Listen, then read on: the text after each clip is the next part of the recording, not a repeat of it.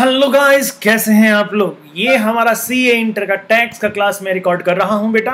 अच्छा, last class में हमने देखा था ईसॉप का एक क्वेश्चन मैंने आपको दिया था। क्वेश्चन नंबर 23 मैंने आपको दिया था और मैंने कहा था कि आपको क्वेश्चन करके आइएगा। सेक्शन 49 2AA हमने डिस्कस किया था। ईसॉप के बारे में हमने डिस्कस किया था कि ईसॉप के अंदर हम लोग क्या करते हैं। ईसॉप के अंदर हम फेयर मार्केट वैल्यू लेते हैं। और कौन सी फेयर मार्केट वैल्यू लेते हैं?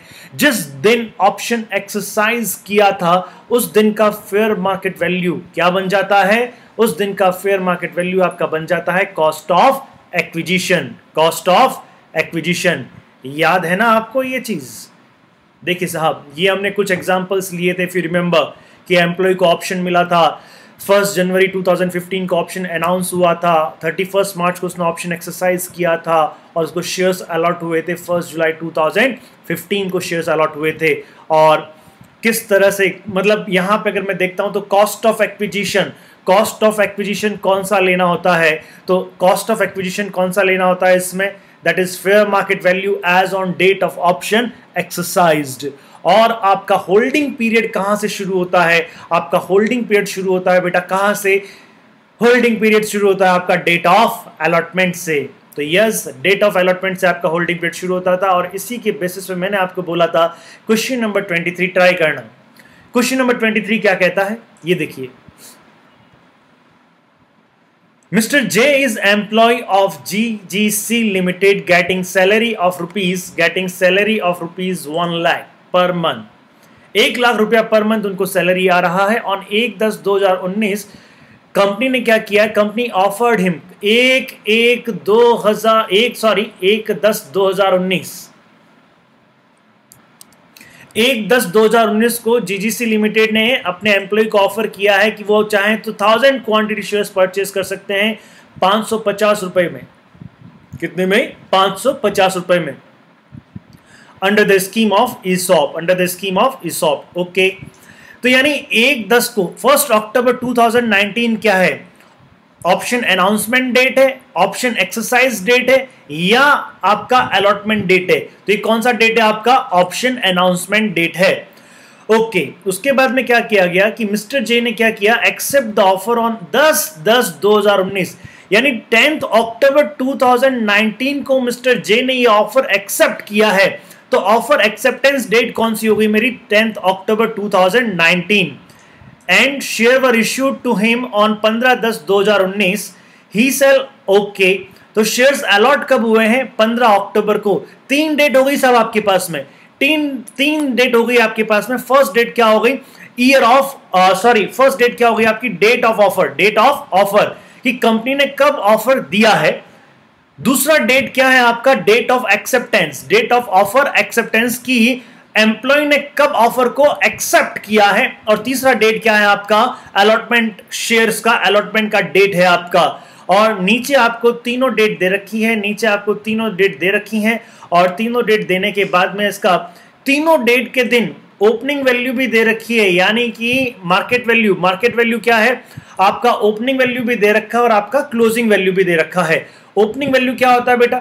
जब स्टॉक एक्सचेंज स्टार्ट होता है तो उसकी जो स्टार्टिंग प्राइस होती है, सुबह 9:30 बजे स्टॉक एक्सचेंज स्टार्ट होता है तो बीएससी जब 9:30 बजे खुलता है तो उस समय उसकी मार्केट में क्या प्राइस होती है शेयर्स की? That is called opening price. और जब मार्केट क्लोज होता है शाम को 3:30 बजे तो उस समय आपका उस शेयर्स का क्या प्राइस रहता है? वो होता है बेटा क्लोजिंग प्राइस। वो क्या होता है? Closing price. तो ये ओपनिंग प्राइस और क्लोजिंग प्राइस दे रखी है। अच्छा, इसमें आपको 2 कैलकुलेशंस करनी पड़ेगी। अच्छा, क्वेश्चंस में मैं आपको कैलकुलेशंस बता देता हूं। क्या क्या कैलकुलेट करना है। हाँ जी, कैलकुलेट सैलरी इनकम। और क्या कैलकुलेट करना है? Capital gain income and total income. वैसे टोटल इनकम भी कह देते तो बहुत था। ठीक है जी, आपको ये 3 चीजें कैलकुलेट करनी है। सैलरी इनकम भी कैलकुलेट करनी, कैपिटल गेन भी करनी है, टोटल इनकम भी करना है। अगर टोटल इनकम भी कह देता तो सफिशिएंट था, वो आपको आगे कैलकुलेशंस हो जाती है आपकी।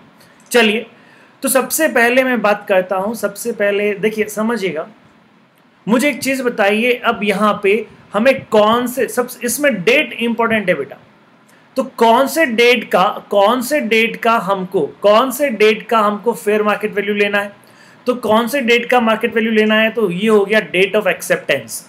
ईसॉप को जब एक्सेप्ट किया गया, उस एक्सेप्टेंस के दिन क्या फेयर मार्केट वैल्यू थी, वह फेयर मार्केट वैल्यू हमको लेनी पड़ेगी। अब यहां पे फेयर मार्केट वैल्यू यार ओपनिंग वाली लें या क्लोजिंग वाली लें? जब आपको ओपनिंग और क्लोजिंग दोनों दे रखी होती है तो इन दोनों का क्या लेते हैं हम? एवरेज लेते हैं। क्या लेते हैं बेटा जी? एवरेज लेते हैं। तो अगर मैं यहां पे बात कहता हूं तो मुझे एवरेज लेना पड़ेगा 910 प्लस 930 डिवाइडेड बाय 2 करना पड़ेगा। डिवाइडेड बाय क्या करना पड़ेगा? 2 करना पड़ेगा। तो जो ओपनिंग प्राइस, जो आपका जो क्या आएगा बेटा तो जो आपका एवरेज प्राइस आएगा, जो आपका एवरेज प्राइस कितना आ जाएगा? That is 920। तो ये 920 अपने को यहां पे मार्केट प्राइस लेना पड़ेगा। Hope you remember. अब मुझे एक चीज बताओ, अगर मैं बात कहता हूं यहां पे, सबसे पहले हम बात करें so calculation of fair market value of shares allotted under ESOP. हमने क्या सबसे पहले किया है? फेयर मार्केट वैल्यू को हम कैलकुलेट कर रहे हैं। कौन सी फेयर मार्केट वैल्यू को हम कैलकुलेट कर रहे हैं भैया? ईसॉप के अंदर जो शेयर्स को अलॉट किया गया उसकी फेयर मार्केट वैल्यू। कौन से डेट की fair market value? Date of acceptance. Date of acceptance जो हमने कर चुके हैं वो कितना है? 920। जो कितना है आपका? 920। तो यही पॉइंट यहां पे लिखा हुआ है आपके पास में, यही पॉइंट यहां पे लिखा हुआ बेटा, that is fair market value of share is taken as average of opening value and closing value as on the date of acceptance of offer. Thus fair market value of the share shall be taken 910 plus 930 divided by 2 is 920. समझ में आया आपको ये चीज? चलिए साहब, ये समझ में आ गया आपको। अब हम बात करते हैं सबसे पहले, अब मुझे एक चीज बताइए, कंपनी ने कितने में शेयर्स दिए हैं साहब? कंपनी ने शेयर्स दिए हैं, उसको कितने में दिए हैं? 520 में। कितने में दिए हैं? 520 में। फेयर मार्केट वैल्यू कितना है? 920। फेयर मार्केट वैल्यू कितना है? 920। कंपनी ने उसको कितने में शेयर्स दिए हैं? 520। कंपनी ने कितने में दिए हैं? 520। तो माय डियर 920 में से अगर मैं 550 को लेस कर दूं, 920 में से मैं 550 को लेस कर दूं तो कितना आता है? 370। इसका मतलब क्या हो गया? कंपनी ने उसको कितना फायदा पहुंचाया? कंपनी ने उसको 3,70,000 का फायदा पहुंचाया। कंपनी ने कितना बेनिफिट पहुंचाया बेटा? कंपनी ने बेनिफिट पहुंचाया पर शेयर 370 रुपीज का बेनिफिट पहुंचाया। और टोटल कितने शेयर्स थे? टोटल थे 1000 शेयर्स। टोटल कितने शेयर्स थे? 1000 शेयर्स थे। तो 1000 shares multiplied by 370, 1000 shares multiplied by 370, it comes 3,70,000। आपको टोटल बेनिफिट हो रहा है 3,70,000 का। Hope you understood. आपको कितने का बेनिफिट हो रहा है बेटा? 3,70,000 का टोटल बेनिफिट हो रहा है। ये बेनिफिट किसने किसको दिया? कंपनी ने दिया। किसको दिया? अपने एम्प्लॉय को दिया। तो यह बेनिफिट यानी एम्प्लॉयर ने एम्प्लॉय को बेनिफिट दिया है। This is called the perquisites. This is called the perquisites. तो अगर मैं टैक्सेबल परक्यूजिट्स की वैल्यू कैलकुलेशन करूं, calculation of taxable perquisites value of the share issued under ESOP, तो कैसे होगा बताओ मेरे को? तो taxable perquisite value is taken as difference between fair market value. Fair market value कौन सी डेट को? As on date of acceptance of offer and issue price. Thus perquisites value shall be, perquisites value shall be, समझ में आ रही है बात? कितना रहेगा वो? पर शेयर कितना रहेगा? 920 माइनस 550 रुपीज 370। तो टोटल परक्यूजिट्स वैल्यू कितना हो जाएगा? 1000 multiplied by 370, it is 3,70,000। Hope you understood. Clear है बाबू? चलिएगा, तो अब हम इसके टैक्सेबल सैलरी की कैलकुलेशंस करें। अगर हम टैक्सेबल सैलरी की कैलकुलेशंस करें तो यहाँ पे हम सबसे पहले क्या आता है? यहाँ पे हम लिखेंगे, यहाँ पे सबसे पहले क्या लिखेंगे बाबू बताओ मुझे? तो सर सबसे पहले पर्टिकुलर लिख दो ना। ओके, पर्टिकुलर लिख दिया। फिर क्या लिखूँ? कैलकुलेशन। फिर क्या लिखूँ? अमाउंट। आओ जरा चेक करें हम इसमें, जरा चेक करें बेटा हम इसमें। पर्टिकुलर क्या आएगा? बेसिक सैलरी कितना था? 1 लाख इंटू 12, 1 लाख इंटू 12, तो कितना आ गया ये आपका? 12 लाख। समझ में आता है ये आपको? अच्छा, perquisites of ESOP, perquisites of ESOP में कितना रहेगा आपका? वैल्यू कितना था? 3,70,000। तो 3,70,000, तो टोटल मिला के मेरा कितना आ गया? Gross salary. ग्रॉस सैलरी कितना है बेटा? 12 लाख और 370 को हम ऐड करेंगे कितना आएगा? 15,70,000। इसमें से क्या लेस करेंगे बच्चा? Less standard deduction. Standard deduction को लेस करने पे कितना डिडक्शन लेस करते हैं, 50,000 का डिडक्शन लेस कर दो भैया। तो ये लेस करने के बाद तो तुम्हारा सैलरी का कंप्यूटेशन हो गया, सैलरी का कंप्यूटेशन हो गया, सैलरी का कंप्यूटेशन हो गया, और सैलरी से आपकी इनकम आई है 15,20,000 रुपए, 15,20,000 rupees as income from salary. Hope you understood. अब मैं यहां पे बात करता हूं calculation of the capital gain की, कैलकुलेशंस की बात करेंगे। किसकी बात करेंगे? कैपिटल गेन की बात करेंगे। दोस्त आप मुझे ये बताइए, कैपिटल गेन के लिए सबसे पहले मुझे बताइए ये शॉर्ट टर्म है या लॉन्ग टर्म है? होल्डिंग पीरियड कहां से कहां चेक करेंगे, किससे चेक करेंगे? तो देखिए अलॉटमेंट डेट, अलॉटमेंट कब हुआ, अलॉटमेंट कब हुआ, अलॉटमेंट कब हुआ, शेयर इशू कब हुआ है, दैट इज 15/10/2019, 15/10/2019 को शेयर इशू हुआ है, और हमने इसको बेचा कब है? 30/3/2020, 30/3/2020। लिस्टेड सिक्योरिटी 12 महीने वाले ब्लॉक में आता है क्या? ये 12 महीने का है क्या? नहीं नहीं नहीं नहीं नहीं साहब, 10, और ये तो 12 महीने है ही नहीं, ये तो 12 महीने है ही नहीं। तो अगर 12 महीने नहीं है मेरे बच्चे, तो क्या है? ये शॉर्ट टर्म है। क्या है? ये शॉर्ट टर्म है। 12 महीने है ही नहीं तो क्या है? ये आपका शॉर्ट टर्म है। आइए शॉर्ट टर्म की कैलकुलेशन करें हम यहां पे। नाउ शॉर्ट टर्म की जो कैलकुलेशंस करेंगे हम यहां पे, तो पहला पॉइंट क्या हो गया? Shares are capital asset under section 214, sale is regarding as transfer under section 247। So अब यहां पे पीरियड ऑफ होल्डिंग कितना हो गया आपका? लेस देन 12 मंथ है, तो ये क्या हो गया? शॉर्ट टर्म कैपिटल एसेट्स हो गया। क्या हो गया आपका? ये शॉर्ट टर्म कैपिटल एसेट्स हो गया। समझ में आ रहा है जी ये चीज? चलिए शॉर्ट टर्म कैपिटल एसेट्स को हम short term capital gain calculate करेंगे। शॉर्ट टर्म कैपिटल एसेट्स से हम शॉर्ट टर्म कैपिटल गेन को कैलकुलेट करेंगे। आइए कैलकुलेट करते हैं।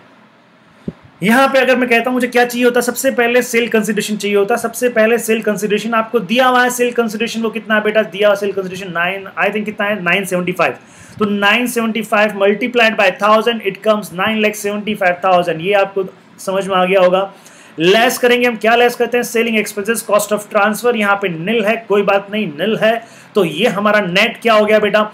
नेट सेल कंसिडरेशन कितना हो गया? 9,75,000 हो गया। अब कॉस्ट ऑफ एक्विजिशन को लेस करना। यहां पे कॉस्ट ऑफ एक्विजिशन क्या होगा?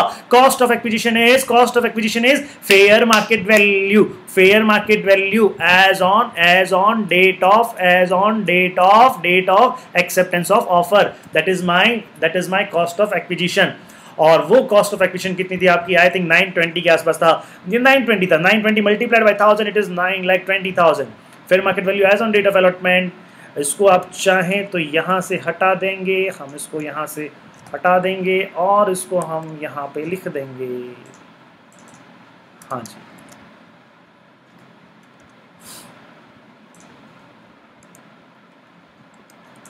क्लियर है साहब?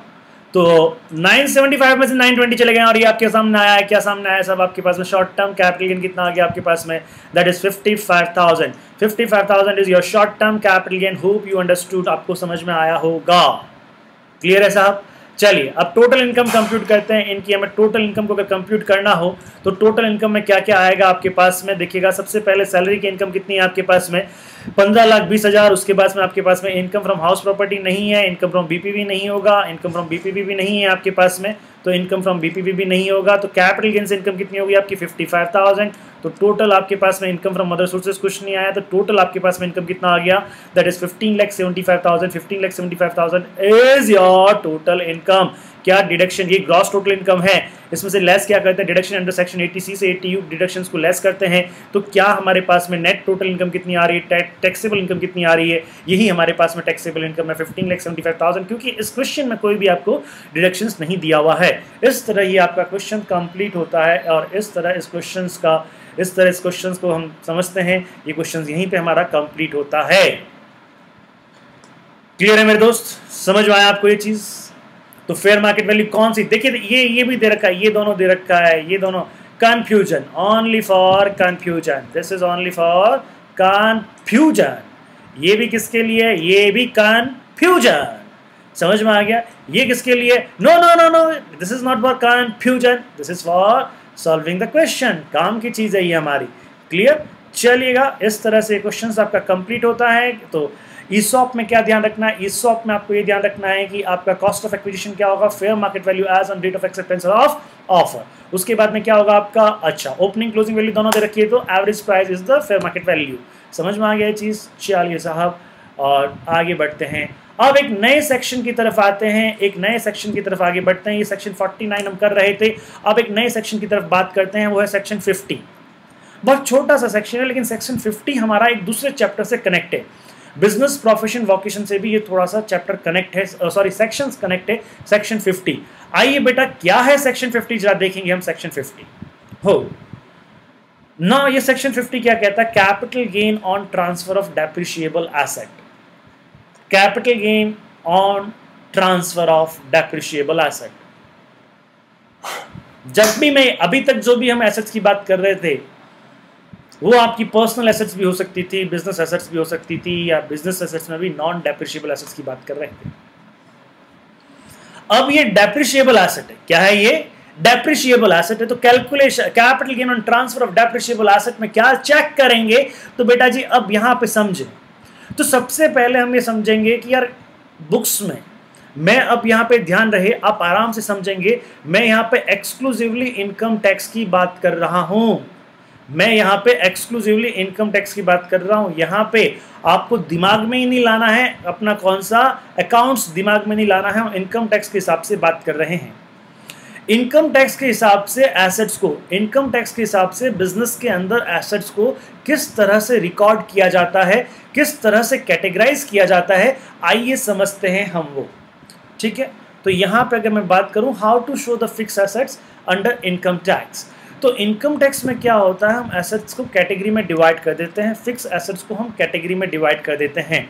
कौन कौन सी कैटेगरी में डिवाइड कर देते हैं बेटा? दो कैटेगरी होती है, एक तो होती है वो टेंजिबल एसेट्स और दूसरी होती है इनटेंजिबल एसेट्स। एक तो क्या होती है आपकी टेंजिबल एसेट्स और दूसरी क्या होती है इनटेंजिबल एसेट्स। अब मैं अगर टेंजिबल एसेट्स की बात करता हूं तो टेंजिबल एसेट्स को फर्दर 3 कैटेगरी में डिवाइड कर दिया जाता है। ये सब आपको नोट करना है, ध्यान रहे, ये सब आपको नोट करना है। तो फर्दर एसेट्स में एक तो फर्दर कैटेगरी में डिवाइड कर दिया जाता है। वो कैटेगरी किसकी होती है? एक तो होती है बिल्डिंग की कैटेगरी, दूसरी होती है फर्नीचर एंड फिक्सचर्स की कैटेगरी और तीसरी होती है प्लांट एंड मशीनरी की कैटेगरी। देखिए, अगर मैं बात कहता हूं इनकम टैक्स के अंदर तो आराम से समझेंगे। इनकम टैक्स के अंदर जो डेप्रिशिएबल एसेट है, डेप्रिशिएबल एसेट्स को हम 3 कैटेगरी में डिवाइड कर देते हैं। सबसे पहले हम 2 कैटेगरी में डिवाइड करते हैं। कैटेगरी में क्या करते हैं? कैटेगरी 2 कैटेगरी में डिवाइड करते हैं। कौन कौन सी 2 कैटेगरी होती है? तो कैटेगरी हमारी 2 कैटेगरी होती है। एक तो होती है टेंजिबल एसेट्स और दूसरा कौन सा होता है हमारा? Intangible assets. Yes, my first is tangible assets and another is intangible assets. Hope you understood. अच्छा, टेंजिबल एसेट्स को भी फर्दर मैं कितने में कैटेगराइज कर देता हूँ? टेंजिबल एसेट्स को भी मैं फर्दर 3 कैटेगरी में डिवाइड कर देता हूँ, 3 कैटेगरी में कैटेगराइज कर देता हूँ। First is my building, second is my furniture fixtures and third is my plant and machinery. So अब यहाँ पे tangible assets is further categorise into 3 category. कौन कौन सी कैटेगरी है यहाँ पे? तो यहाँ पे अगर मैं बात करता हूँ बच्चा, तो this is my first category, कौन सा रे? ये रहा बिल्डिंग। माई सेकेंड कैटेगरी कौन सा रे? ये रहा फर्नीचर फिक्सचर। और माई थर्ड कैटेगरी इज कौन सा रे? ये रहा plant and machinery. Again my dear, tangible assets को मैंने 3 कैटेगरी में डिवाइड कर दिया। टेंजिबल एसेट्स को मैंने 3 कैटेगरी में डिवाइड कर दिया। My first category is building, furniture fixture, plant and machinery. Now my dear friends, अब बिल्डिंग की बात करता हूं। यहाँ पे बिल्डिंग को अगेन, अब यहाँ पे इनकम टैक्स एक्ट के अंदर क्या करते हैं? इनकम टैक्स में क्या किया जाता है? बिल्डिंग को वापस फर्दर डिवाइड कर दिया। बिल्डिंग को वापस फर्दर डिवाइड कर दिया। हाँ बच्चा, हाँ, इतना कैटेगराइजेशन होता है और बिल्डिंग को भी फर्दर डिवाइड कर दिया जाता है। बिल्डिंग को फर्दर कैटेगराइज कर दिया और कैटेगराइज करने में पहला बिल्डिंग का कैटेगराइजेशन क्या किया। अब ये कैटेगराइजेशन क्यों करते हैं, यहां तक तो आपको समझ में आ गया।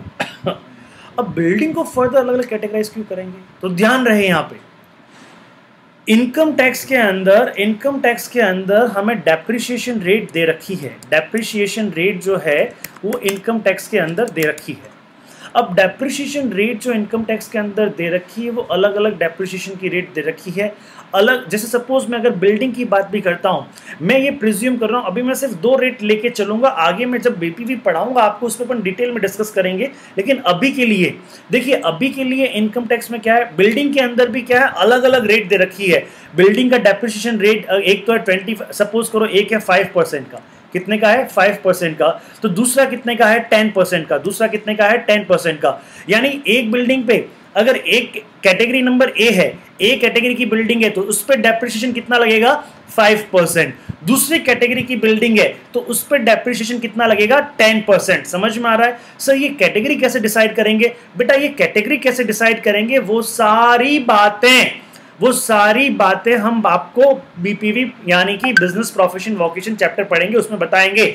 अभी तो आप ये समझ लें कि इनकम टैक्स के अंदर बिल्डिंग की भी एक से ज्यादा डेप्रिसिएशन रेट दे रखी है, और ये भी दे रखा है कि किस बिल्डिंग पे कौन सा डेप्रिसिएशन का रेट अप्लाई होगा, किस बिल्डिंग पे, किस तरह की कैटेगरी वाली बिल्डिंग पे कौन सा रेट अप्लाई होगा। This is also given. तो आपको यह पता करना होगा पहचान कौन, यहां पहचान कैसी बिल्डिंग और पहचान कितना डेप्रिसिएशन। तो कैसी बिल्डिंग को पहचानोगे उसके बेसिस पे ही कितना डेप्रिसिएशन वह पता लग जाएगा। मैं कहता हूं कि सपोज मेरा कैटेगरी 1 है, एक ऐसी बिल्डिंग है, कैटेगरी 1 बिल्डिंग है, उसमें मेरा 5% डेप्रिसिएशन लगता है, और कैटेगरी 2 वाली बिल्डिंग पे मेरा 10% डेप्रिसिएशन लगता है। तो बिल्डिंग को वापस हमने अलग अलग कैटेगराइज कर दिया, अलग अलग हमने उसको बाइफरकेट कर दिया, किसके अकॉर्डिंग? डेप्रिसिएशन रेट के अकॉर्डिंग। किसके अकॉर्डिंग? डेप्रिसिएशन रेट के अकॉर्डिंग। तो डेप्रिसिएशन रेट के अकॉर्डिंग और बिल्डिंग को हमने फर्दर क्लासिफाई कर दिया। तो ये डेप्रिसिएशन रेट कहां पे दे रखी होती है? डेप्रिसिएशन रेट इनकम टैक्स के शेड्यूल्स में दे रखी होती है, हम आराम से डिस्कस करेंगे। वापस कहता हूं, सबसे पहले एसेट्स को हम दो कैटेगरी में डिवाइड कर देते हैं, टेंजिबल एंड इनटेंजिबल। टेंजिबल को वापस हमने 3 कैटेगरी में डिवाइड कर दिया, building, furniture and fixture and plant and machinery. और अगर मैं बात कहता हूं मैंने इनटेंजिबल को वापस मैंने क्या किया, इनटेंजिबल को हम बाद में डिस्कस करते हैं, अभी आप टेंजिबल ब्लॉक का मतलब समझेंगे। तो टेंजिबल को हमने तीन पोर्शन में कैटेगराइज कर दिया। बिल्डिंग को वापस मैंने डेप्रिसिएशन के अकॉर्डिंग, बिल्डिंग को वापस मैंने क्या किया, डेप्रिसिएशन के अकॉर्डिंग मैंने उसको क्या कर दिया, डेप्रिसिएशन के अकॉर्डिंग मैंने उसको बेटा क्या कर दिया, building at the rate of 5% and building at the rate of 10%। यानी डेप्रिसिएशन रेट के अकॉर्डिंग उसको अलग अलग अलग कैटेगराइज कर दिया। समझ में आ रही है चीज? ओके। फर्नीचर फिक्सचर्स का बेटा एक ही कैटेगरी है, फर्नीचर फिक्सचर्स का एक ही कैटेगरी है, तो हम बाद में डिस्कस करेंगे। अब प्लांट एंड मशीनरी की भी अलग अलग कैटेगरी है। तो प्लांट एंड मशीनरी 10% की रेट का डेप्रिसिएशन होगा, किसी पे 15% का होगा, तो किसी पे 25% का होगा, किसी पे 60 का भी होगा, किसी पे 40 का भी होगा। अलग अलग डेप्रिसिएशन रेट दे रखी है। समझ में आ रहा है? मैं यहां पे डेप्रिसिएशन नहीं पढ़ा रहा, मैं यहां पे आपको सिस्टम पढ़ा रहा हूं कि किस सिस्टम से कैटेगराइज किया जाता है, किस सिस्टम से कैटेगरी डिवाइड की जाती है, किस सिस्टम से, किस प्रोसेस से हम एसेट्स को अलग अलग डिवाइड करते हैं। मैं आपको ये बता रहा हूं, एग्जैक्टली डेप्रिसिएशन रेट नहीं बता रहा। समझ में आ रहा है चीज? इनटेंजिबल में तो क्या है साला, उसमें एक ही चीज है साहब, उसमें एक ही चीज है। सारे को इनटेंजिबल पे क्या है, सारे इनटेंजिबल एसेट्स पे एक ही रेट है, डेप्रिसिएशन की एक ही रेट है 25%। ये भी क्या है हम डिस्कस कर लेंगे बाद में। क्लियर है ना ये चीज? तो यहां पे क्या हुआ, अगर ये समझ में आया तो अब देखो, अब एक एग्जांपल लेते हैं, ये आपको समझ में आ गया होगा। एक एग्जांपल लेते हैं साहब, हाँ जी, एक एग्जांपल लेंगे। देखिएगा, मैंने एक आपको 2 ब्लॉक बना दिए, एक तो बिल्डिंग 5% का, बिल्डिंग 10% का, ठीक है। अब ईयर 1 क्या है आपका, ईयर 1 में मैंने क्या किया, मैंने बिल्डिंग को परचेज किया। अच्छा, मैंने एक बिल्डिंग को परचेज किया, बिल्डिंग ए को मैंने परचेज किया, बिल्डिंग ए को मैंने परचेज किया। यह ए बिल्डिंग क्या है, 5% की कैटेगरी के अंदर आती है। यह बिल्डिंग 5% की कैटेगरी के अंदर आती है। मैंने ए बिल्डिंग को परचेज किया है, और कितने में परचेज किया, मैंने 1 लाख रुपीज़ में परचेज किया, ठीक है। ईयर 1 है, मैंने बिजनेस स्टार्ट किया है और मैंने 1 लाख में इसको परचेज किया। और एक बिल्डिंग मैंने एक्स भी परचेज किया, मैंने बिल्डिंग एक्स परचेज किया, कितने में, मैंने 5 लाख में बिल्डिंग एक्स को परचेज किया। और वह बिल्डिंग किस कैटेगरी में आता है, 10% की कैटेगरी में आता है। सर ये कैसे डिसाइड होगा, ये इसमें आएगा, ये इसमें आएगा? अरे रुक जा मेरे लाल, रुक जा मेरे मुन्ने, ये सब मैं बता दूंगा, बीपीवी के अंदर सब बता दूंगा। अभी समझ ले कि हाँ, दो बिल्डिंग परचेज की है, अलग अलग रेट की परचेज की है। ओके, तो कुछ नहीं है, फर्स्ट ईयर में हम क्या करेंगे, इसी पे क्या लेस कर देंगे, डेप्रिसिएशन लेस कर देंगे। अच्छा, 1 लाख पे कितना परसेंट होगा आपका, 5% होगा। वो कितना आएगा बेटा, 5000 आएगा। अच्छा, 5 लाख पे 10% होगा, वो कितना आएगा, 50,000 आएगा। तो ये डेप्रिसिएशन लेस करने के बाद में जो वैल्यू आती है, इसको हम कहते हैं क्लोजिंग वैल्यू। ये कितना आ गया आपका, 95,000, और ये कितना आ गया आपका, दैट इज 4,50,000। ये समझ में आया बेटा?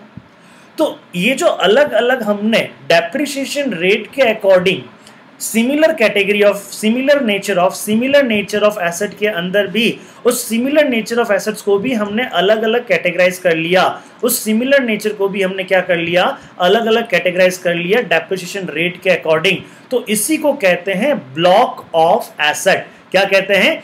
Block of asset. Block of asset का मतलब क्या होता है? It is a block of assets. अभी हम आगे और समझेंगे। अभी मैं कहता हूं मैंने 2 ब्लॉक बनाए हैं, मैंने बेटा 2 ब्लॉक बनाए हैं। ब्लॉक नंबर 1 मैंने बनाया और एक ब्लॉक नंबर 2 मैंने बनाया। ब्लॉक नंबर 1 किसका है? ब्लॉक नंबर 1 भी बिल्डिंग का है और ब्लॉक नंबर 2 भी किसका है? ब्लॉक नंबर 2 भी बिल्डिंग का है। और ब्लॉक नंबर 1 लिखना था ना, ब्लॉक नंबर 1। अच्छा बेटा, ब्लॉक नंबर 1 में क्या है आपके पास में? ब्लॉक नंबर 1 में बात करता हूं तो building at the rate of 5% वाला ब्लॉक है और ब्लॉक नंबर 2 में बात करता हूं तो building at the rate of 10% वाला ब्लॉक है। समझ में आ गया? मैंने अपनी एसेट्स के लिए 2 ब्लॉक बना दिए, ब्लॉक 1 5% वाला, ब्लॉक 2 10% वाला। Hope you understood. अब मैं वापस किसकी बात करता हूं? मैं ईयर 2 की बात करता हूं। मैं किसकी बात करता हूं? मैं वापस ईयर 2 की बात करता हूं। ईयर 2 में सबसे पहले मैं क्या देखूंगा? Opening block. क्या देखूंगा मैं? Opening value of block. तो जो पिछले साल का क्लोजिंग वैल्यू होगा वही इस साल का भी क्या होगा? ओपनिंग वैल्यू होगा। वही इस साल का भी क्या होगा? ओपनिंग वैल्यू होगा। आया समझ में? आया आपको? पिछले साल का क्लोजिंग वैल्यू कितना है? 95,000। तो इस साल का ओपनिंग वैल्यू भी कितना है? 95,000।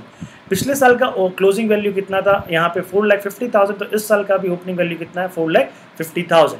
अच्छा, अब देखिए मैं एग्जांपल ले रहा हूँ। इस साल मैंने और परचेज किया। मैंने क्या परचेज किया? मैंने बिल्डिंग बी परचेज किया। और बिल्डिंग बी कितने में परचेज किया बेटा? मान लेते हैं 4 लाख में मैंने बिल्डिंग बी परचेज किया। तो बिल्डिंग बी परचेज किया मैंने, तो इसका मतलब क्या हो गया? अच्छा, यहाँ पर भी एक बिल्डिंग परचेज कर लेते हैं। मैंने बिल्डिंग वाई परचेज किया और बिल्डिंग वाई मैंने 8 लाख में परचेज किया।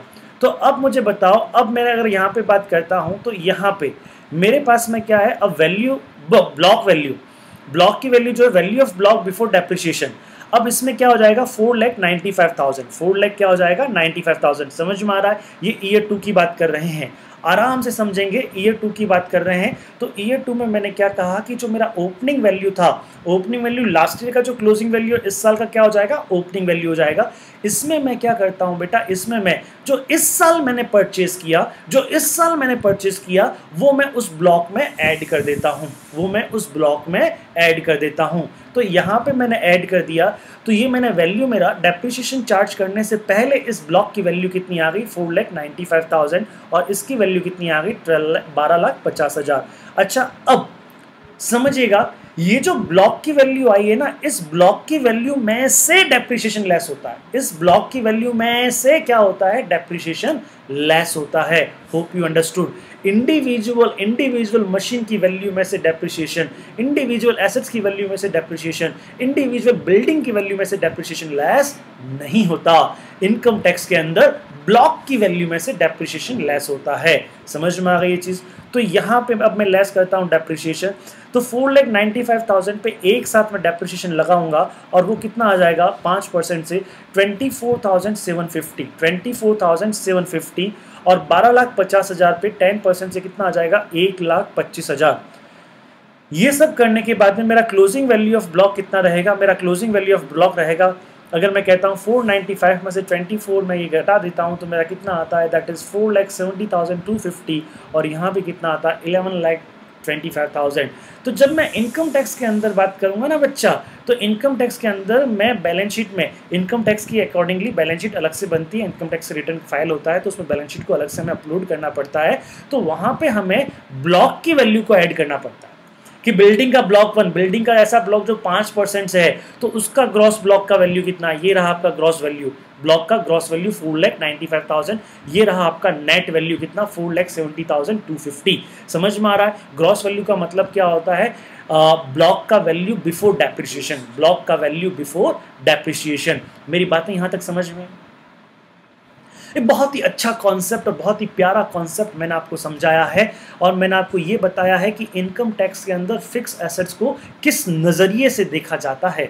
इनकम टैक्स के अंदर फिक्स एसेट्स को किस नज़रिए से देखा जाता है, मैंने आपको ये बताया। तो इसके अंदर हम इसको एसेट्स को हम कैटेगराइज कर देते हैं, सेम नेचर की एसेट्स को भी हम फर्दर अलग अलग कैटेगराइज करते हैं अलग अलग डेप्रिसिएशन रेट के अकॉर्डिंग। और जो हम एंड हमारा जो कैटेगराइजेशन होता है अलग अलग रेट के अकॉर्डिंग, उसी फाइनल कैटेगराइजेशन को, उसी एंड कैटेगराइजेशन को हम कहते हैं ब्लॉक। क्या कहते हैं? ब्लॉक। अच्छा, ब्लॉक की वैल्यू को एक साथ दिखाते हैं, ब्लॉक की वैल्यू को एक साथ दिखाते हैं, मुट्ठी बंद करके एक साथ दिखाते हैं। अब अगर मैं यहाँ पे कहता हूँ ब्लॉक 1, अब अगर मैं ईयर 2 की बात करता हूँ, ईयर 2 का ब्लॉक 1 का क्लोजिंग वैल्यू, नेट वैल्यू कितना है, दैट इज वो कितना है बेटा 4,70,250, 470,250। इसके अंदर कितनी बिल्डिंग है? इसके अंदर 2 बिल्डिंग है। बाहर से ये एक ब्लॉक मुट्ठी बंद हो गया, बाहर से इसकी वैल्यू कितनी है 4,70,250, 470,250। और अंदर कितनी बिल्डिंग है? अंदर 2 बिल्डिंग है, बिल्डिंग ए, बिल्डिंग बी। उसी तरह मैं दूसरे ब्लॉक की बात करता हूँ, ब्लॉक नंबर 2। ब्लॉक नंबर 2 का नेट वैल्यू कितना है? 11,25,000, 11,25,000। ये आपका ब्लॉक नंबर 2 का क्या है? आपका नेट वैल्यू है। और उसके साथ ही साथ में अगर मैं बात कहता हूँ यहाँ पे, this is your net value. और जब मैं ब्लॉक 2 को ओपन करता हूं तो इसके अंदर भी 2 बिल्डिंग आती है, बिल्डिंग नंबर X और बिल्डिंग नंबर Y। ध्यान रहे यहां पे इंडिविजुअल बिल्डिंग का, हम अकाउंट्स में तो क्या करते थे, इंडिविजुअल एसेट्स की बात करते थे, लेकिन यहां पे इंडिविजुअल की बात नहीं करनी है। यहां तो क्या है, यहां तो संगठन में ही शक्ति है। तो यहां पे तो क्या होगा आपका, यहां पे आपको एज ए ब्लॉक देखना है। अच्छा, आपको 2 चीजें देखनी है, ब्लॉक का ओवरऑल वैल्यू क्या है, ब्लॉक का ओवरऑल वैल्यू क्या है, और उस ब्लॉक के अंदर कितनी एसेट्स है। बस ये 2 ही चीजें देखनी है। ज्यादा पंचायती मत करना बेटा इसमें कि अब उसके अंदर भी मैं देखूं कि इंडिविजुअल एसेट्स की क्या वैल्यू है। नहीं, वो इंडिविजुअलिटी में बिलीव नहीं करते। आया समझ में आपको? तो यहां पे क्लोजिंग में आपको सिर्फ आपको बैलेंस शीट के अंदर, अगर इनकम टैक्स की बैलेंस शीट के अंदर आपको शो करना पड़ेगा तो सिर्फ क्या शो करना पड़ेगा, क्लोजिंग। एक है फॉर्मेट होता है उसका, उसमें closing value of block show करना पड़ता है। इसके अंदर कौन कौन सी बिल्डिंग है, ए एंड बी, और इनका कंबाइंड वैल्यू कितना है 470,250, यही शो करना पड़ता है, इंडिविजुअल वैल्यू शो नहीं करना पड़ता। इसी तरह यहाँ पे कौन कौन सी बिल्डिंग है, एक्स एंड वाई, और इसका कंबाइंड वैल्यू कितना, 11,25,000। क्लियर है यहाँ तक? अच्छा, अभी तक बताओ मुझे डेप्रिशिएबल एसेट्स पे, या कोई भी एसेट्स हो, कोई भी एसेट्स पे हमें गेन और लॉस कैलकुलेट कब करना पड़ता है, जब उस एसेट्स को हम ट्रांसफर करते हैं या सेल करते हैं। आइए अब सेल की बात करें। सेल होगा तो क्या करेंगे, अब देखिएगा ईयर 3 की बात की मैंने। अच्छा, ईयर 3 का जो ओपनिंग वैल्यू है, ईयर 3 का ओपनिंग वैल्यू क्या होगा, बताओ मेरे को, बताओ। यस, जो ईयर 2 का जो ईयर 2 का क्लोजिंग वैल्यू होगा वो ईयर 3 का क्या हो जाएगा, ओपनिंग वैल्यू हो जाएगा। जो ईयर 2 का क्लोजिंग होगा वो ईयर 3 का क्या हो जाएगा, ओपनिंग वैल्यू हो जाएगा। ठीक है, चलिए मैंने परचेज किया है तो परचेज को तो मुझे हमेशा ऐड ही करना पड़ेगा। मैंने एक बिल्डिंग परचेज की, उस बिल्डिंग का नाम है सी बिल्डिंग। मैंने 2,35,000 में परचेज किया है। कितने में परचेज किया है, 2,35,000 में परचेज किया है। यहाँ पर भी एक जेड बिल्डिंग परचेज किया और वो मैंने 12 लाख में परचेज किया। कितने में परचेज किया, 12 लाख में परचेज किया। समझ में आ रहा है? चलिए अब मैं यहाँ पे क्या बोलता हूँ, मैंने यार ए, और अब मेरे पास में, अब सपोज करो अभी तक जैसे ही मैंने बिल्डिंग सी को परचेज कर लिया, तो अब मुझे बताइए मेरा जो ये ब्लॉक 1 है, मेरा ये जो ब्लॉक 1 है बेटा जी, अब इस ब्लॉक 1 के अंदर कितनी बिल्डिंग है, A, B and C. A B C, there are 3 buildings under block 1। समझ में आ रहा है? अब हुआ क्या साहब, मैंने ए और बी को सेल कर दिया। अब इस साल 3rd ईयर में मैंने क्या किया, ए और बी को मैंने क्या कर दिया, सेल कर दिया। मजे की बात क्या है मेरे दोस्त, यहां पे क्या है, मजे की बात समझो क्या है। यहां पे इंडेक्स ने करने की कोई जरूरत नहीं, समझना। यहां पे सीधा इनकम टैक्स बहुत सीधी बात कहता है। वो सीधी बात क्या कहता है, वो कहता है अरे मेरे मुन्ने, अगर आपने किसी भी एसेट्स को सेल किया है, डेप्रिशिएबल एसेट को सेल किया है, तो डेप्रिशिएबल एसेट्स को तो हम क्या करते हैं, ब्लॉक में दिखाते हैं। हम अपनी बुक्स में इनकम टैक्स के अंदर हम डेप्रिशिएबल एसेट को किस में दिखाते हैं, बुक में दिखाते हैं। तो हमारे यहाँ पे तो अगर इंडिविजुअल वैल्यू कुछ होती ही नहीं है, वो सीधी वैल्यू किसकी होती है, ब्लॉक की वैल्यू होती है। या तो हमारे यहाँ पे अगर देखिए हमने जब परचेज किया तो हमारे ब्लॉक की वैल्यू को हमने ऐड किया और हमने इंडिविजुअल एसेट्स को भी ऐड कर दिया, तो आपकी क्वांटिटी भी ऐड हो गई, क्वांटिटी में आपका क्वांटिटी भी ऐड हो गया और आपका ब्लॉक का वैल्यू भी ऐड हो गया। अब जब यहाँ पे आप सेल कर रहे हैं, जब आप यहाँ पे क्या कर रहे हैं बेटा जी, सेल कर रहे हैं, तो वो कहते हैं हे मेरे प्रभु, अगर आप सेल कर रहे हो, जैसे परचेज के समय आपने परचेज की जो भी वैल्यू आई थी उसको आपने ब्लॉक में ऐड किया था, तो सेल करते समय जो भी वैल्यू आती है प्रभु आप उसको सीधा सीधा ब्लॉक में से लेस कर दो। समझ में आ रही है? अब आपको यहाँ पे इंडिविजुअल एसेट्स की क्या वैल्यू है क्या नहीं है वो निकालने की आवश्यकता नहीं है। क्यों? क्योंकि हम इंडिविजुअलिटी में बिलीव नहीं रखते। तो अब मान लो बेटा, मान लो मैंने क्या किया, मैंने ए और बी को सेल कर दिया। मैंने यहाँ पे क्या किया, ए एंड बी को मैंने क्या कर दिया, ए एंड बी, ये दोनों बिल्डिंग को मैंने सोल्ड कर दिया, और सोल्ड कर दिया मैंने दोनों बिल्डिंग को, मैं मान लेता हूँ 35 लाख में मैंने सेल कर दिया। समझ में आ गया? या चलो एक मान लेता हूँ मैं, इसको मैंने सेल कर दिया, इसको मैंने सेल कर दिया 36 में सेल किया, 36 में सेल किया, और मैंने कमीशन दिया 1 लाख का, मैंने क्या दिया, कमीशन दिया। तो मेरे पास में नेट पैसा कितना आ गया, नेट पैसा आ गया मेरे पास में 35 लाख। नेट पैसा कितना आ गया मेरे पास में, 35 लाख मेरे पास में नेट पैसा आ गया। समझ में आ रहा है ये चीज? तो मेरा नेट सेल कंसिडरेशन कितना है, 35 lakh. What is my net sale consideration is 35 lakh. Hope you understood. अब इन सच सिचुएशन हमें क्या करना पड़ेगा, ऐसी कंडीशन में क्या होगा, मुझे सीधा सीधा जो नेट सेल कंसिडरेशन है ना, वो सीधा सीधा मैं इसमें से लेस कर दूंगा, वो सीधा सीधा मैं किस में से लेस कर दूंगा, ये जो ब्लॉक की वैल्यू है उसमें से मैं लेस कर दूंगा। अगर मैं यहाँ पे, समझ में आ रही है बात? तो देखो, इसको अगर अपन ऐसा करते हैं, तो अगर पहले इसको ऐड करो, पहले इसको टोटल करो, तो ये टोटल कितना आता है आपका, देखिए आपने ऐड किया ना, टोटल कितना आता है 470, तो आपका ओपनिंग वैल्यू था, और कितना आपका 2,35,000 आपका क्या है, क्लोजिंग वैल्यू है।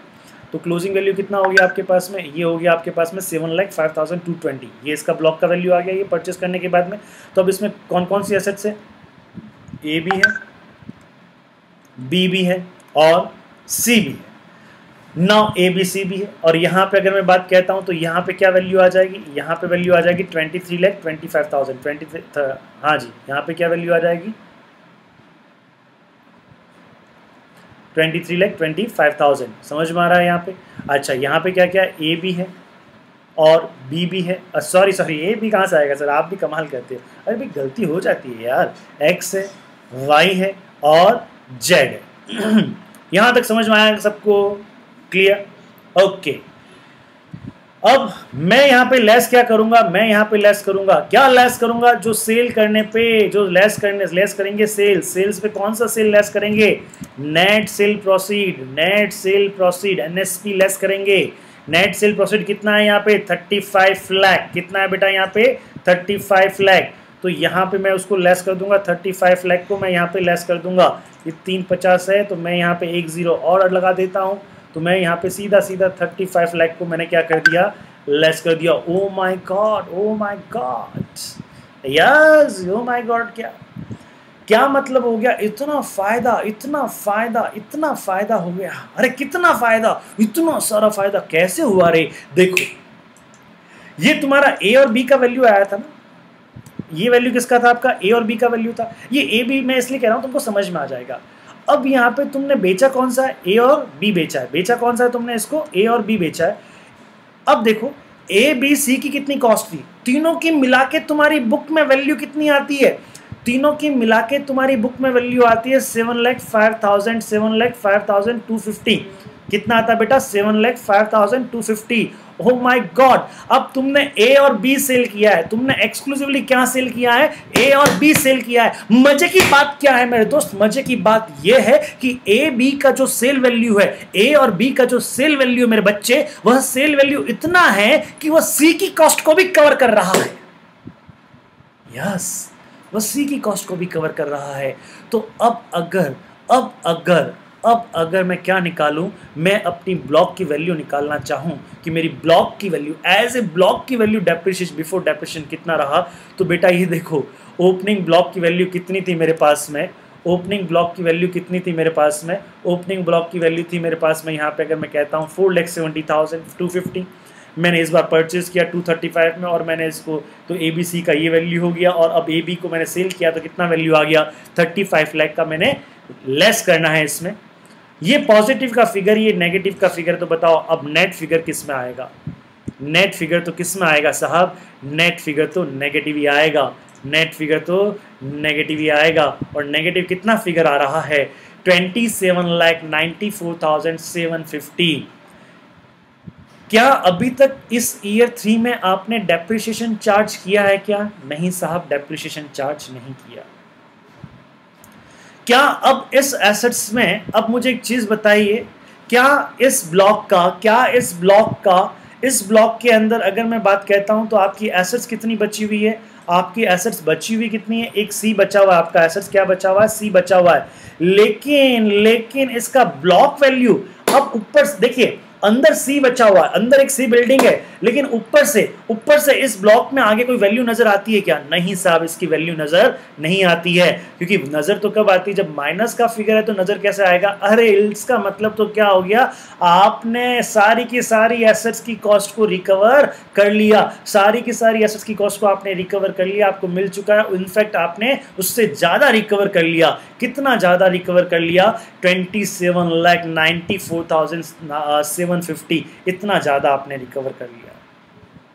अच्छा, तो माइनस की वैल्यू पे किसी भी तरह का कोई भी डेप्रिसिएशन नहीं लगता, माइनस की वैल्यू पे किसी भी तरह का कोई भी डेप्रिसिएशन नहीं लगता, तो यहाँ पे डेप्रिसिएशन क्या हो जाएगा? यहाँ पे डेप्रिसिएशन जीरो हो जाएगा। क्या हो जाएगा?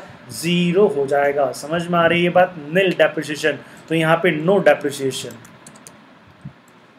सो नो डेप्रिसिएशन का मतलब क्या हो गया कि भैया, नो डेप्रिसिएशन का मतलब हो गया कि जब आपका वैल्यू, ध्यान रहे, जब आपके ब्लॉक का वैल्यू, एसेट्स की ब्लॉक का वैल्यू अगर डेप्रिसिएशन चार्ज करने से पहले यदि माइनस में आ जाता है, तो पहला पॉइंट, इसका मतलब ये हो गया कि हमने जो एसेट्स सेल करी है, उस सेल करने की वजह से सारी की सारी कॉस्ट रिकवर हो गई। दूसरा मतलब क्या हो गया? अब इस एसेट्स पे, अब इस ब्लॉक पे इस साल किसी भी तरह का कोई भी डेप्रिसिएशन चार्ज नहीं किया जाएगा। तो आपका क्लोजिंग वैल्यू भी अगर मैं बात कहूँ तो क्लोजिंग वैल्यू बेटा नेगेटिव आएगा, उसको नेगेटिव को ही हम क्या बोलते हैं? क्लोजिंग वैल्यू हमारा क्या आएगा? यही आपका क्लोजिंग वैल्यू आएगा। This is your closing value, this is your closing block का वैल्यू, और वो कितना आएगा? दैट इज योर माइनस का 27,94,750। ये समझ में आया आपको? हालांकि क्लोजिंग ब्लॉक यहाँ लिखेंगे ही नहीं, इस क्लोजिंग ब्लॉक को बेटा यहाँ पे हम क्या बोलेंगे? नील बोलेंगे, नील बोल सकते हैं। इस क्लोजिंग ब्लॉक को हम क्या बोल सकते हैं? नील बोल सकते हैं। चलिए, ये माइनस का फिगर क्या है साहब? यह माइनस का फिगर है डेप्रिशिएबल एसेट को बेचने पे इतने का हमको क्या हो गया? प्रॉफिट हो गया। डेप्रिशिएबल एसेट्स को बेचने पे इतने का हमको क्या हो गया? प्रॉफिट हो गया। मैं मानता हूं अभी इस ब्लॉक में सी एसेट्स है, लेकिन ब्लॉक की वैल्यू क्या है? नील है। उस ए और बी ने सी की कॉस्ट को भी क्या कर लिया? रिकवर कर लिया। तो अब ब्लॉक की वैल्यू क्या हो गई बेटा? नील हो गई। ब्लॉक की वैल्यू क्या हो गई? नील हो गई। अगर डेप्रिशिएबल एसेट के ब्लॉक की वैल्यू क्या होती है? नील होती है। अगर डेप्रिशिएबल एसेट के ब्लॉक की वैल्यू एंड में क्या आ जाती है? नील आ जाती है। तो बेटा ये नील ही ऐसी चीज है जिसपे आया मेरा दिल है। ये दिल क्यों आया? क्योंकि ये जो नेगेटिव वैल्यू है ना, ये नेगेटिव वैल्यू कुछ गूज़बम्स लाती है। ये क्या है? ये फायदा है। ये क्या है? ये फायदा है। तो इसको हम कहते हैं कैपिटल गेन। इसको हम क्या कहते हैं? Capital gain. This is my capital gain, this is my capital gain. समझ में आ रहा है चीज? ये आपका क्या है? कैपिटल गेन है। This is your capital gain. Hope you understood. तो डेप्रिशिएबल एसेट्स में कैपिटल गेन को निकालने का तरीका थोड़ा सा अलग होता है। उसको सिंपल सा क्या करते हैं हम? उसको सिंपल सा हम किस में से लेस कर देते हैं? ब्लॉक की वैल्यू में से लेस कर देते हैं। अगर ब्लॉक का वैल्यू आपका माइनस में आ रहा है तो वो इसका मतलब ये आपका कैपिटल गेन है। और यह जो कैपिटल गेन होता है, एक बात हमेशा ध्यान रखना, डेप्रिशिएबल एसेट्स पे जब भी हम कैपिटल गेन कैलकुलेट करते हैं, it always be short term capital gain. It always be short term capital gain. Hope you understood. आपको समझ में आया होगा। क्लियर है बच्चा? तो इन सच केस आपको अब यहाँ पे सिंपल सी बात है, चलिए अब हम यहाँ पे एक और सेल करते हैं, ये समझ में आया होगा। अब हम यहाँ पे सेल करते हैं, चलिए अब मैं यहाँ पे सेल करता हूँ क्या, एक्स और वाई को सेल कर देता हूँ, एक्स और वाई को मैं सेल कर देता हूँ। मान लो एक्स और वाई को हमने सेल किया है 15 लाख में, मान ले बेटा, मान ले, ऐसे ही मान ले। सब कुछ आ तो नहीं रहा है, अरे आ जाएगा यार, ये आ गया। मान लो एक्स और वाई को हमने कितने में सेल कर दिया, 15 लाख में सेल कर दिया, तो मुझे यहाँ पे 15 लाख माइनस करना पड़ेगा। तो अब यहाँ का ब्लॉक वैल्यू, यहाँ का ब्लॉक वैल्यू क्या हो गया, यहाँ का ब्लॉक वैल्यू क्या आ जाएगा, दिस प्लस दिस, यानी इसमें से माइनस करेंगे तो आ जाएगा। अच्छा यहाँ पे अब एक्स वाई तो सेल कर दिया, अब जेड की वैल्यू क्या है यहाँ पे ब्लॉक में जेड की वैल्यू नहीं, सॉरी जेड की वैल्यू नहीं। अब इस ब्लॉक में एसेट्स कितनी है, जेड, एसेट्स 1 है, एसेट्स कितनी है, 1 है। और इस ब्लॉक की वैल्यू कितनी है, इस ब्लॉक की वैल्यू है बेटा, यहाँ पे आपके ये ब्लॉक की वैल्यू है 8,25,000। कितना वैल्यू है आपका, 8,25,000। समझ में आया? मैं मान रहा हूं मेरे दोस्त, मैं मान रहा हूं कि आप कहोगे सर ब्लॉक में एक ही एसेट से जेड ही है, तो ये जेड की ही वैल्यू हुई ना। मैं मान रहा हूं आपकी सही बात है, लेकिन इसको हम इस तरह से नहीं बोलेंगे, बोलने का तरीका, अंदाज कुछ अलग होगा, उसको पेश करने का अंदाज कुछ अलग होगा। इसमें हम क्या मानेंगे, यह ब्लॉक है, यानी ब्लॉक नंबर 2 की वैल्यू कितनी है, 8,25,000। ब्लॉक नंबर 2 की वैल्यू कितनी है, 8,25,000। अच्छा, और उस ब्लॉक में एसेट्स कितनी है, 1 है। आपको इस तरह से शो करना है, समझ में आ गया? ना कि आपको इस तरह बोलना है कि z की वैल्यू 8,25,000 है, ना ऐसे ना बोलना। समझ में आ रहा? अच्छा, तो इस पे डेप्रिसिएशन लगेगा क्या? ऑफ कोर्स इस पे डेप्रिसिएशन लगेगा, अच्छा साहब, किस रेट से लगेगा? तो वही किस रेट से लगेगा, एट द रेट ऑफ 10% लगेगा, एट द रेट ऑफ 10% लगेगा। तो डेप्रिसिएशन तो लगना ही है यहाँ पे 10% की रेट से। तो आइए जरा 10% की रेट से हम डेप्रिसिएशन लगा देते हैं, तो देखते हैं कितना डेप्रिसिएशन आता है, वो देखें हम आपके सामने। तो ये डेप्रिसिएशन आ गया बेटा 82,500, और इसका क्लोजिंग ब्लॉक वैल्यू क्या हो गया, क्लोजिंग ब्लॉक वैल्यू आपका हो गया, दैट इज कॉल्ड योर 7,42,500।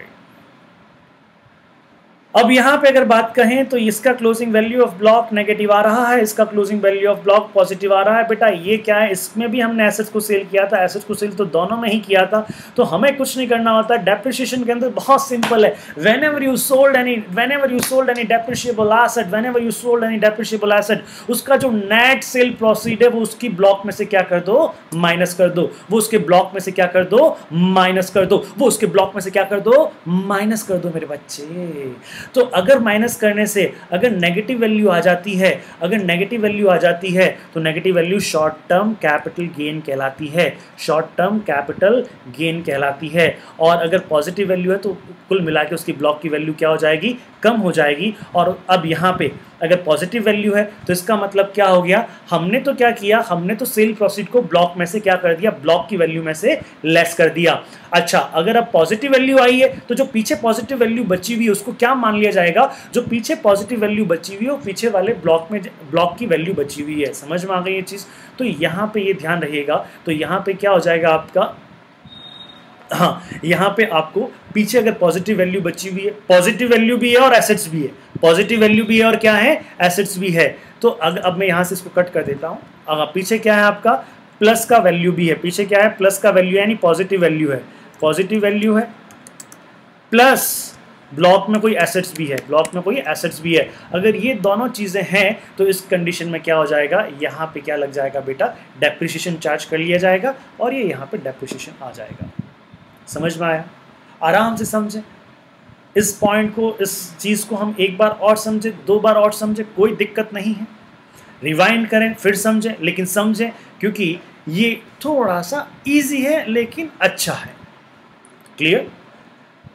अच्छा, तो अब मुझे ये चीज़ समझ, तो व्हेनेवर, वापस मैं कंक्लूड करता हूँ, अगर आप डेप्रिशिएबल एसेट, ऐसी डेप्रिशिएबल एसेट जिस पे आप डेप्रिसिएशन WDV के अकॉर्डिंग लगाते हैं, जिस पे आप, अब मैंने एक वर्ड यूज़ किया है WDV, ऐसी डेप्रिशिएबल एसेट जिस पे आप डेप्रिसिएशन WDV के अकॉर्डिंग लगाते हैं, या आप वो छोड़ दें रेट के अकॉर्डिंग लगाते हैं, WDV के अकॉर्डिंग लगाते हैं, तो उनके अंदर क्या होता है, उनको हम प्रेजेंट कैसे करते हैं, उनको हम उन एसेट्स को इनकम टैक्स के अंदर ब्लॉक वाइज प्रेजेंट किया जाता है। और ब्लॉक का मतलब क्या होता है, ब्लॉक का मतलब होता है सेम कैटेगरी की एसेट्स को रेट के हिसाब से, डेप्रिसिएशन रेट के हिसाब से अलग अलग कर दिया जाता है। और जो अलग अलग कर दिया जाता है तो उसका हम एक ब्लॉक बना देते हैं सेम रेट ऑफ डेप्रिसिएशन का, सारी एसेट्स को एक साथ में एक्यूमुलेट करके दिखाते हैं, उसी को हम क्या बोलते हैं, ब्लॉक। अच्छा साहब, ब्लॉक कैसे आता, ओपनिंग वैल्यू प्लस परचेज। अगर आपने कोई सेल किया है तो जो सेल का नेट प्रोसीड होता है उसको उसमें से क्या कर दिया जाएगा, लेस कर दिया जाएगा। हाँ, लेस करने के बाद में अगर सेल प्रोसीड को लेस करने के बाद में अगर फिगर नेगेटिव में आता है तो वो नेगेटिव का मतलब हमने सारा का सारा कॉस्ट को एब्जॉर्ब कर लिया, सारी कॉस्ट को हमने रिकवर कर लिया, इनफैक्ट उससे ज़्यादा हमारे पास में पैसा हमारी एसेट्स को बेचने से आ गया है, और वो हमारे पास में जो ज़्यादा पैसा आया है वो कैपिटल गेन है। और ये capital gain always always always क्या रहेगा, शॉर्ट टर्म कैपिटल गेन रहेगा। अब इसमें क्यों, क्योंकि यार देखो, अब ए का निकालेंगे या बी का निकालेंगे, किसका होल्डिंग पीरियड निकालेंगे, तो इसलिए इनकम टैक्स वालों ने कहा भैया ये हमेशा शॉर्ट टर्म रहेगा, नहीं देखना होल्डिंग पीरियड, नहीं देखना, मतलब ये शॉर्ट टर्म ही रहेगा। समझ में आ गई? अरे आप भले कोई एसेट तुम्हारी 10 साल से चली आ रही है लेकिन फिर भी उसको बेचा, उससे जो कुछ ऐसा कुछ नेगेटिव फिगर आ गया, ऐसा कुछ गेन का फिगर आ गया, तो शॉर्ट टर्म कैपिटल गेन होगा। क्लियर? अच्छा साहब, अब एक चीज मैं आपको बताता हूँ, मान लो यार, एक एग्जाम्पल ले रहा हूँ, मान लो एक्स वाई और जेड तीनों एसेट्स आपने सेल कर दी। यहां पे आपने इस एग्जांपल में आपने तीनों एसेट सेल कर दी 15 लाख में। तो अब कोई एसेट्स बची क्या? नहीं साहब, कोई भी एसेट्स नहीं बची। तो इसका मतलब क्या हो गया, अब तो कोई एसेट्स बची नहीं है। डेप्रिसिएशन चार्ज करने के लिए दो चीजें होनी चाहिए, डेप्रिसिएशन चार्ज करने के लिए दो चीजें होनी चाहिए, ब्लॉक की वैल्यू पॉजिटिव आनी चाहिए, साथ में उस ब्लॉक में कोई एसेट्स भी होना चाहिए। ब्लॉक की वैल्यू पॉजिटिव आनी चाहिए, साथ में उस ब्लॉक में एसेट्स भी होना चाहिए। यहां पे देखो, यहां पे ब्लॉक की वैल्यू तो पॉजिटिव आ रही है, आई अंडरस्टैंड, ब्लॉक की वैल्यू तो पॉजिटिव आ रही है, लेकिन कोई भी एसेट्स नहीं बची, कोई भी एसेट्स नहीं बची। सारी एसेट्स क्या हो गई, सेल कर दी हमने, सारी एसेट्स को हमने क्या कर दिया, सेल कर दिया। तो इसका मतलब क्या है, अरे सारी एसेट्स चली गई और जाते जाते ये वैल्यू हमारे पीछे छोड़ गई, जाते जाते ये वैल्यू पीछे हमारे छोड़ गई। इसको अगर मैं शॉर्ट में समझाऊं तो क्या होता है कि मेरी एसेट्स की बुक वैल्यू कितनी थी, 23,25,000, 23,25,000, उन सब से रिकवरी कितनी हुई, ओनली 15 लाख। जाते जाते इसने ये बोझ मेरे को दे के चली गई, और ये बोझ ही क्या है, यह है लॉस, यह है लॉस, यह है लॉस। फिर क्या, जब एसेट्स ही नहीं है तो क्या कोई डेप्रिसिएशन होगा क्या? जब कोई एसेट्स ही नहीं है तो कोई डेप्रिसिएशन होगा क्या? नहीं, कोई डेप्रिसिएशन नहीं होगा। तो इसको फिर क्या बोला जाएगा, यह है लॉस, यह है लॉस, यह है लॉस। ये कैसा लॉस है बालक? सर संभाल कर रहे हो, ये गेन होता है तो शॉर्ट टर्म होता है, तो लॉस भी होगा तो कैसा होगा, ये होगा शॉर्ट टर्म, ये होगा short term capital loss, short term capital loss. समझ में आ रहा है? जिसको हम STCL भी बोल सकते हैं, STCL short term capital loss बोल सकते हैं। क्लियर? और तो शॉर्ट टर्म कैपिटल लॉस कब होता है और शॉर्ट टर्म कैपिटल गेन कब होता है? हमें सिंपल सा क्या करना है, हमें सिंपल सा जो भी एसेट्स को हमने सेल किया है, तो जो हमारा नेट सेल प्रोसीड है, उस नेट सेल प्रोसीड को हमें किस में से माइनस करना है, हमें ब्लॉक की वैल्यू में से माइनस कर देना है, ब्लॉक की वैल्यू में से माइनस कर देना है। माइनस करने के बाद में अब देखें क्या ब्लॉक की वैल्यू माइनस में आ रही है क्या ब्लॉक की वैल्यू माइनस में आ रही है क्या? मतलब सारा पैसा रिकवर हो गया क्या? उसके बाद भी कुछ एक्स्ट्रा पैसा और रिकवर हो गया? अगर ब्लॉक की वैल्यू माइनस में आ रही है, जैसे यहाँ पे ब्लॉक 1 था, तो बेटा ये क्या है, शॉर्ट टर्म कैपिटल लॉस। ये क्या है, शॉर्ट टर्म कैपिटल लॉस। समझ में आया? ओके। उसके बाद में अगर आप चेक करें, अगर वो लेस करने के बाद में आपने सेल प्रोसीड को लेस कर दिया, सेल प्रोसीड लेस करने के बाद में ब्लॉक की जो वैल्यू है वो पॉजिटिव आ रही है। क्या आ रही है? पॉजिटिव आ रही है। तो पॉजिटिव आ रही है तो आप एक और चीज़ चेक करें, क्या उस ब्लॉक में पीछे कोई एसेट्स है क्या उस ब्लॉक के अंदर पीछे कोई एसेट्स है क्या? अगर कोई पीछे कोई भी एसेट्स हो, मैं कहता हूं यहां पे हमने सपोज करो कि एक्स वाई बेचा था पहले और जेड बचा हुआ था, हमने वाई जेड बेच दिया, एक्स बच गया, उससे कोई फर्क नहीं पड़ता है। अगर कोई भी एक भी एसेट्स अगर बची हुई है तो उसका मतलब क्या हो गया, उस ब्लॉक की वैल्यू पे हम फर्दर डेप्रिसिएशन कैलकुलेट कर लेंगे। समझ में आ गया? अच्छा, अब ब्लॉक की वैल्यू तो कुछ बची हुई है, पॉजिटिव में कुछ बची हुई है, लेकिन साथ में कोई एसेट्स है ही नहीं, सारी एसेट्स चली गई, सारी एसेट्स चली गई, सारी एसेट्स चली गई। यानी अब जो सारी एसेट्स चली गई और जाते जाते हमको एक बोझ दे गई, और वो बोझ हमारे लिए क्या होगा, शॉर्ट टर्म कैपिटल लॉस होगा। होप यू अंडरस्टूड, आपको ये समझ में आया होगा किस तरह से हम, और ये सारी बातें कैसे, ये सेक्शन 50, अगर मैं बात कहता हूं एक है सेक्शन 50 और एक है सेक्शन 50A। मैंने अभी आपसे सेक्शन 50 डिस्कस किया है। सेक्शन 50 में इतना ही लिखा हुआ है, सिर्फ इतना ही लिखा हुआ है कि जो नेट सेल प्रोसीड होता है उसको आप ब्लॉक की वैल्यू में से लेस कर दो, और लेस करने के बाद में अगर नेगेटिव आता है तो वो नेगेटिव क्या होगा, आपका शॉर्ट टर्म कैपिटल गेन होगा। और अगर आपका वो पॉजिटिव आता है तो आप ये चेक कीजिए कि आपके पास में कोई एसेट्स है या नहीं है। अगर कोई भी एसेट्स नहीं है पीछे बची हुई, तो जो पॉजिटिव आता है वो शॉर्ट टर्म कैपिटल लॉस होगा। यह सेक्शन 50 कहता है, यह सेक्शन 50 कहता है। आइए अब जरा देखते हैं सेक्शन को क्या कहता है। हाँ जी, आइए जरा देखें सेक्शन क्या कहता है। On transfer of depreciable asset there shall always be short term capital gain और short term capital loss। Gain है तो शॉर्ट टर्म कैपिटल लॉस भी तो हो सकता है, short term capital loss, and it shall be calculated as follows. कैसे calculate करेंगे?